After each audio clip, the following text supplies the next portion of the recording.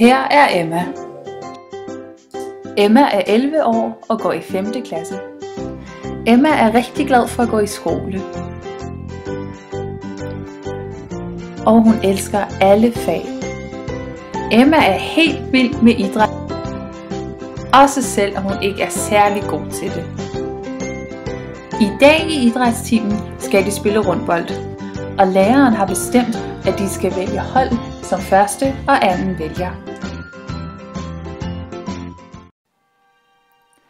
Da alle, undtagen Emma, er valgt, er der lige mange på begge hold, og børnene begynder at diskutere, hvem der skal have Emma på sit hold. Der er ingen, der vil have hende. Da læreren Gustav ser, at børnene står og diskuterer, hvem der skal have Emma på sit hold, kommer han. Emma, du går over på Tobias' hold nu, og det er slet ikke til diskussion.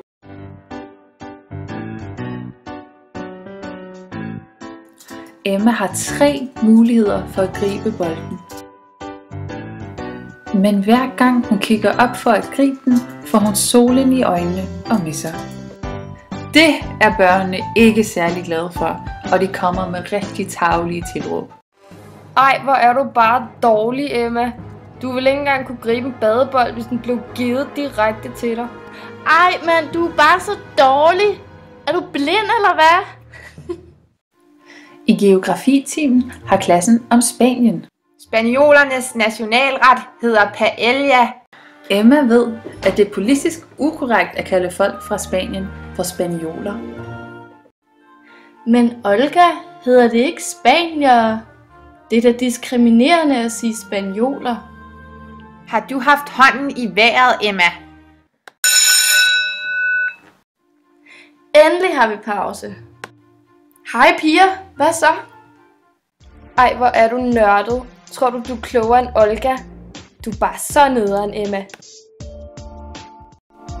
I frikvarteret går Emma over til de andre piger og spørger, om hun må være med i deres leg.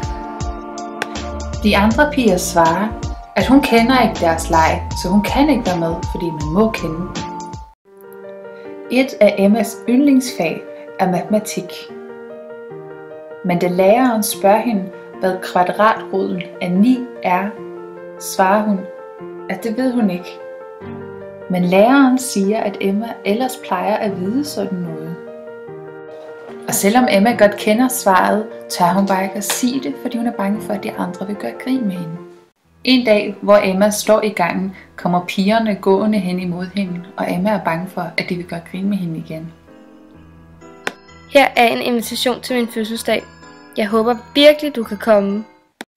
Emma glæder sig super meget til fødselsdagsfesten. Hej piger. Hej Emma. Ej piger, jeg har en idé. Skal vi ikke spille Heyday på vores iPads? Men jeg har ikke min iPad med. Nå, det var ærgerligt. Ej, må jeg så ikke kigge med? Du kan jo godt se, at der ikke er mere plads herovre ved os andre. Emma, hvis du bare skal sidde derovre og være sur, kan du så ikke bare gå hjem? Den eneste grund til, at du er her, er alligevel også fordi min mor bad mig om at invitere dig. Emma løber grædende hjem.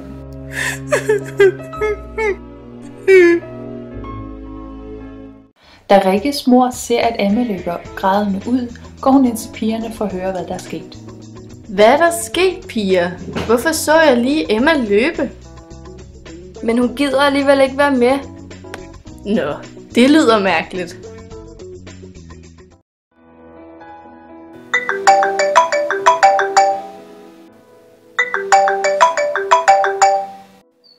Hej, det er Rikkes mor. Ja, det er Emmas mor. Emma er kommet grædende hjem. Ja, pigerne sagde, hun ikke ville være med til at lege. Ja, det er jo ikke den historie, jeg har fået af Emma. Nå, men min datter lyver ikke om sådan noget. Farvel. Som tiden gik, holdt Emma sig mere og mere for sig selv.